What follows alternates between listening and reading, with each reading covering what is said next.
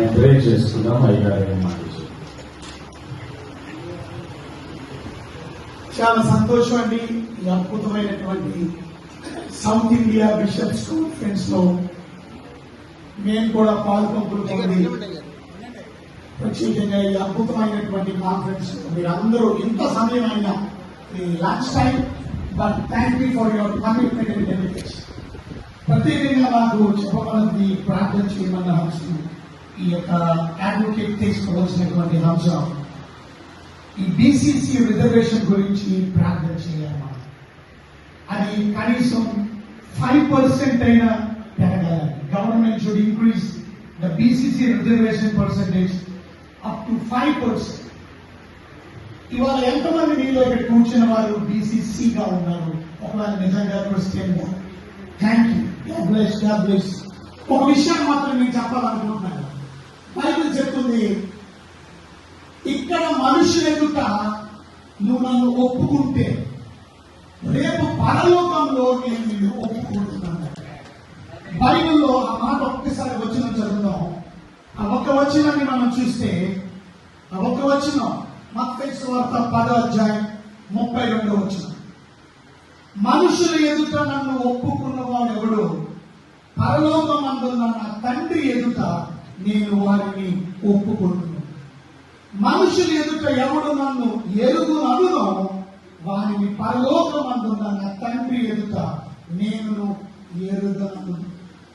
ఇవాళ దేవుడు కానీ మనల్ని ఎరగను అని అంటే ఎంత సిగ్గుపడాలో అర్థం చేసుకోవాలి.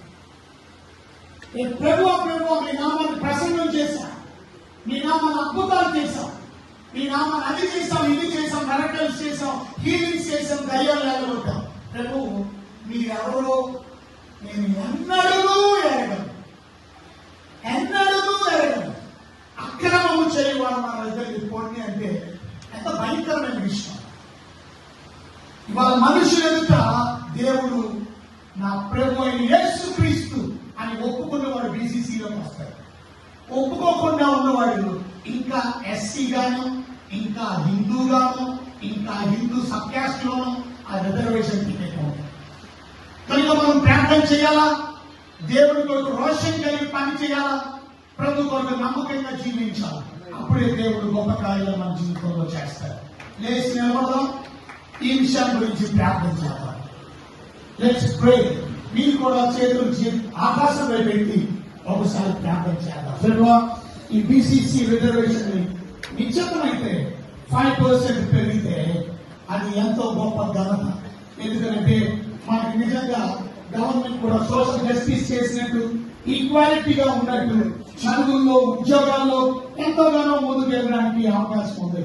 By supporting BCC communities to increasing reservation to at least 5%, we foster a sense of belonging and also unity that strengthens national unity. దేశ ఐక్యతను బలపరుస్తారు. కన్క్లూజన్ లో నేను చెప్పదలుచుకున్నది, it's not just a policy change, it's a commitment to build more equal society. So increasing BCC really promotes equality and prevents discrimination. ప్రభావికే వందనాలు స్తోత్రాలు. మీ దాసుడు Martin హార్ట్ఫెడర్ ఈ bishops conference ని ఇంత అద్భుతమైన రీతిలో ఇంతమంది దగ్గర 3-6 రాష్ట్రాల నుంచి ఇంతమంది సేవకుల్ని ఐక్యత కలిగి ఒకే స్థావరానికి మీరు నడిపించిన విధానం వహిస్తున్నారు. మేమందరూ ఐక్యత కలిగి నిజ దేవుడే మిమ్మల్ని నమ్ముకున్నాం. మా దేవుడు ఎవరో మాకు తెలియాలి.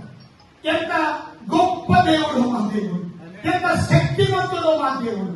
ఆయన నమ్ముకున్నటువంటి మేము పేదవారం కాదు.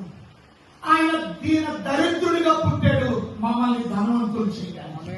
కనుక ఇక బీసీసీ రిజర్వేషన్ గురించి ప్రార్థన చేస్తాం.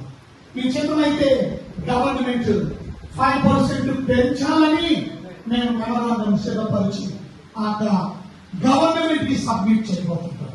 ఈ సౌత్ ఇండియా బిషప్స్ కాన్ఫరెన్స్ ఈ కార్యం మీరే మహిమకరంగా జరిపించారు. మేమందరూ ఐక్యతతో ఏకీవించి ఈ పనిలో ముందుకు కొనసాగుతాం. నిజంగానే ఒకవేళ ఇంకా ఎవరైనా క్రీస్తు బిడ్డలుగా అంగీకరించకపోతే, క్రీస్తు బిడ్డలుగా చెప్పుకోకపోతే, ఈ వారి జీవితాన్ని మార్చుకొని బహిర్గతంగా వెళ్ళి గవర్నమెంట్ దగ్గరికి వెళ్ళి ఎంఆర్ఓ దగ్గరికి వెళ్ళి yes I am a Christian, I want to change my SC status to go into BCC కి మార్చండి అని ధైర్యంగా చెప్పడానికి. ఎందుకంటే మనుషులు ఎదుట మీరు ఒప్పుకోకపోతే రేపు పరలోకంలో మీరు ఒప్పుకోరన్నారు. మీరు రహస్యంగా మా కొరకు శిలువ మీద వెళ్ళాలని, మీరు పబ్లిక్ గా మా కొరకు శిలువ మీద వెళ్ళాలని. మేము కూడా రహస్య క్రైస్తవం కాదు, పబ్లిక్ గా మిమ్మల్ని విట్నెస్ చేయడానికి, సాక్షులుగా ఉండడానికి కృప చూపించమని ఈ అద్భుతమైన కాన్ఫరెన్స్ ఇంత భయంకరంగా జరిగించినందుకు వందనాలు, స్తోత్రాలు, స్తుతులు సమర్పించుకుంటూ యేసయ్య ఘనమైన నామములో వ్యక్తులతో బ్రతుకులాడి స్తుతించి ప్రార్థించి అడిగి నేను వేడుకుంటున్నాను మా తండ్రి.